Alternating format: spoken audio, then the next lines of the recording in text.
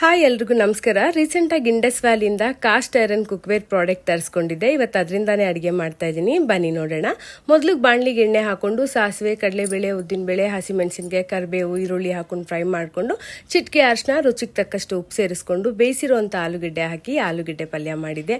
ಆಲೂಗೆಡ್ಡೆ ಪಲ್ಯ ತುಂಬಾನೇ ರುಚಿಯಾಗಿತ್ತು. ಸ್ವಲ್ಪ ಕೂಡ ತಳ ಹಿಡಿಲಿಲ್ಲ. ಬಾಣಲಿ ಅಂತೂ ತುಂಬಾನೇ ಚೆನ್ನಾಗಿದೆ, ತುಂಬಾ ಚೆನ್ನಾಗಿ ಬಾಳಿಕೆ ಬರುತ್ತೆ.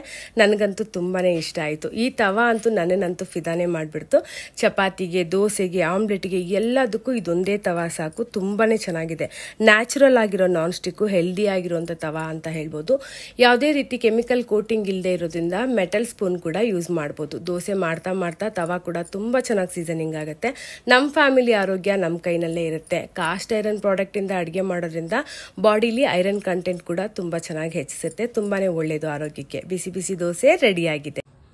ನೋಡಿದ್ರಲ್ಲ, ಕಾಸ್ಟ್ ಐರನ್ ತವದಿಂದ ಒಂದೇ ಒಂದು ದೋಸೆ ಕೂಡ ವೇಸ್ಟ್ ಆಗಿಲ್ಲ. ಬಿಸಿ ಬಿಸಿಯಾಗಿರುವಂತ ಈರುಳ್ಳಿ ದೋಸೆ, ಗರಿ ಗರಿಯಾಗಿರುವಂತ ಬೆಣ್ಣೆ ದೋಸೆ ರೆಡಿ ಆಗಿದೆ. ಈ ತವಾನ ಹಾಗೆ ಬಾಣ್ಲಿನ ನಾನು ಇಂಡಸ್ ವ್ಯಾಲಿ ವೆಬ್ಸೈಟ್ ಇಂದ ತಗೊಂಡಿದ್ದು. ಪ್ರಾಡಕ್ಟ್ ತುಂಬಾನೇ ಚೆನ್ನಾಗಿದೆ. ನಿಮ್ಗೂ ಏನಾದ್ರೂ ಇಂಟ್ರೆಸ್ಟ್ ಇತ್ತು ಅಂದ್ರೆ ಇವ್ರ ಕಾಂಟ್ಯಾಕ್ಟ್ ಡೀಟೇಲ್ಸ್ ನ ಡಿಸ್ಕ್ರಿಪ್ಷನ್ ಅಲ್ಲಿ ಮೆನ್ಷನ್ ಮಾಡಿರ್ತೀನಿ. ಹಾಗೆ ನನ್ ಕೂಪನ್ ಕೋಡ್ ಯೂಸ್ ಮಾಡ್ಕೊಂಡು ನೀವೇನಾದ್ರೂ ಪ್ರಾಡಕ್ಟ್ ಪರ್ಚೇಸ್ ಮಾಡಿದ್ರೆ ಎಕ್ಸ್ಟ್ರಾ 12% ಡಿಸ್ಕೌಂಟ್ ಸಿಗುತ್ತೆ. ವಿಡಿಯೋ ನಿಮ್ಮೆಲ್ರಿಗೂ ಇಷ್ಟ ಆಗಿದೆ ಅಂತ ಹೇಳಿ ಭಾವಿಸ್ತಾ ಇದ್ದೀನಿ. Thank you so much for watching.